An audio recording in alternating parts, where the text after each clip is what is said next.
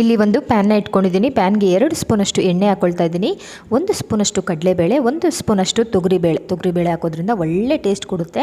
ನಂತರ ನಾನು ಇವೆರಡೂ ಸ್ವಲ್ಪ ಒಂದು ಅರ್ಧಂಬರ್ಧ ಫ್ರೈ ಆದ ನಂತರ ನಾನು ಜೀರಿಗೆ ಹಾಕ್ಕೊಳ್ತಾ ಇದ್ದೀನಿ. ನೀವು ಯಾವುದೇ ಪಲ್ಯ ಮಾಡಿ ನಿಮಗೆ ಬೇಗ ಆರಗ್ನೆ ಆಗಬೇಕು ಅಂತಂದರೆ ಜೀರಿಗೆನ ಬಳಸೋದ್ರಿಂದ ತುಂಬಾ ಘಮನೂ ಚೆನ್ನಾಗಿರುತ್ತೆ, ಆರಗ್ನೆಯೂ ಕೂಡ ನಮಗೆ ಆಗುತ್ತೆ.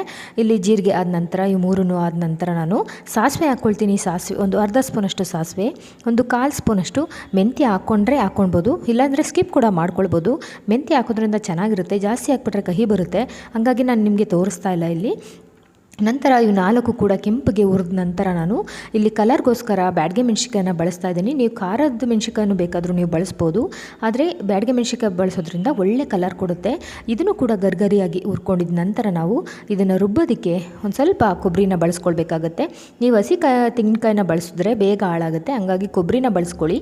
ಇಷ್ಟನ್ನು ನಾನು ಚೆನ್ನಾಗಿ ಪೌಡ್ರ್ ಮಾಡಿಕೊಂಡು ತರ್ತರಿಯಾಗಿ ಪೌಡ್ರ್ ಮಾಡ್ಕೊಂಡಿದ್ದೀನಿ. ಇದನ್ನು ಇವಾಗ ಪಲ್ಯ ಮಾಡೋಣ ಬನ್ನಿ ಸ್ನೇಹಿತರೆ.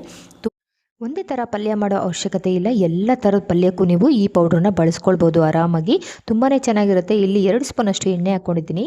ಎಣ್ಣೆಗೆ ನಾನು 1 ದೊಡ್ಡ ಗಾತ್ರದ ಈರುಳ್ಳಿ, 2 ಹಸಿಮೆಣಸಿಕಾಯಿ, ಸ್ವಲ್ಪ ಕರಿಬೇವಿನ ಸೊಪ್ಪನ್ನ ಹಾಕ್ಕೊಂಡಿದ್ದೀನಿ. ಈಗ ಬೇಯಿಸಿರ್ತಕ್ಕಂಥ ನಾನಿಲ್ಲಿ ಉಪ್ಪು ಹಾಕಿ ಬೇಯಿಸ್ಕೊಂಡಿದ್ದೀನಿ.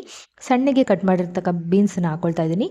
ಇದರಾದ ನಂತರ ಚೆನ್ನಾಗಿ ಎಣ್ಣೆಯಲ್ಲಿ ಬೀನ್ಸ್ನ ಉರಿಯೋದ್ರಿಂದ ತುಂಬ ಟೇಸ್ಟ್ ಕೊಡುತ್ತೆ ಅಂತಲೇ ಹೇಳ್ಬೋದು. ನಂತರ ನಾವು ಪೌಡ್ರ್ ಮಾಡ್ಕೊಂಡಿರೋವಂಥ ಏನು ಪೌಡ್ರ್ ಇದೆ ಅದನ್ನು ಹಾಕ್ಕೊಂಡು ಚೆನ್ನಾಗಿ ಮಿಕ್ಸ್ ಮಾಡಬೇಕಾಗುತ್ತೆ. 2 ನಿಮಿಷಗಳ ಕಾಲ ಹುರಿಕೊಳ್ಬೇಕಾಗುತ್ತೆ. ಏಕೆಂದರೆ ಆ ಪೌಡ್ರಲ್ಲಿರುವಂಥ ಒಂದು ಜೀರಿಗೆ ಸ್ಮೆಲ್ಲಾಗಲಿ ಅಥವಾ ಖಾರ ಆಗಲಿ ಎಲ್ಲನೂ ಕೂಡ ಒಂದು ಬೀನ್ಸ್ಗೆ ಇಟ್ಕೋಬೇಕು. ಅಲ್ಲಿವರೆಗೆ ನಾವು ಚೆನ್ನಾಗಿ ಹುರಿಯೋದ್ರಿಂದ ನಾವೆಷ್ಟೋ ಮದುವೆ ಮನೆಗಳಲ್ಲಿ ತಿಂದಿರ್ತೀವಲ್ವ, ತುಂಬ ಟೇಸ್ಟಿಯಾಗಿರುತ್ತೆ ಇದೇ ಥರ ಪೌಡ್ರು. ನಂತರ ಇದನ್ನು ಇಡ್ಲಿಗೆ ನೀವು ಚಟ್ನಿ ಇಲ್ಲ ಅಂತಂದ್ರೂ ಇದನ್ನು ತುಪ್ಪದ ಜೊತೆ ಹಾಕಿ ಮಿಕ್ಸ್ ಮಾಡಿ ತಿನ್ಬೋದು, ಅಥವಾ ಇಡ್ಲಿ ಮೇಲೆ ಹಾಕ್ಬಿಟ್ಟು 1 ಸ್ಪೂನ್ ತುಪ್ಪ ಹಾಕ್ಕೊಂಡ್ರೆ ಏನು ಸಖತ್ತಾಗಿರುತ್ತೆ ಅಂದರೆ ನೀವು ಒಂದ್ಸಲಿ ತಿಂದು ನೋಡಿದ್ರೆ ಗೊತ್ತಾಗುತ್ತೆ. ದೋಸೆಗಾಗಲಿ ಚಪಾತಿಗಾಗಲಿ ಈ ಥರ ಮಾಡ್ಕೊಳ್ಳಿ, ತುಂಬ ಚೆನ್ನಾಗಿರುತ್ತೆ. ಇದು 15ರಿಂದ 20 ದಿನವರೆಗೂ ನೀವು ಸ್ಟೋರ್ ಮಾಡಿ ಇಟ್ಕೊಳ್ಬೋದು, ಯಾವುದೇ ರೀತಿ ಕೆಡಲ್ಲ. ನೀವು ನೀರನ್ನೇನು ಬಳಸಿರಲ್ವಲ್ಲ, ಹಾಗಾಗಿ ಹಸಿ ತೆಂಗಿನಕಾಯಿನ ಬಳಸೋಕೆ ಹೋಗಬೇಡಿ, ಕೊಬ್ಬರಿನ ಬಳಸ್ಕೊಳ್ಳಿ. ಇಲ್ಲಿ ಟೇಸ್ಟ್ ನೋಡಿದೆ ಸ್ವಲ್ಪ ಉಪ್ಪು ಕಮ್ಮಿ ಆಯಿತು ಅಂತ ಅನಿಸ್ತು, ಸ್ವಲ್ಪ ಉಪ್ಪನ್ನ ನಾನಿಲ್ಲಿ ಬಳಸ್ಕೊಂಡಿದ್ದೀನಿ. ಇದನ್ನು ಹಾಕಿ ಚೆನ್ನಾಗಿ ನಾನು ಮೊದಲೇ ಹೇಳ್ದಂಗೆ 2 ನಿಮಿಷಗಳ ಕಾಲ ಚೆನ್ನಾಗಿ ಹುರ್ಕೊಳ್ಳಿ. ಹುರಿಯೋದ್ರಿಂದ ಎಲ್ಲ ಮಸಾಲೆ ಒಂದು ಬೀನ್ಸ್ ಒಳಗಡೆ ಸೇರಿಕೊಳ್ಳುತ್ತೆ.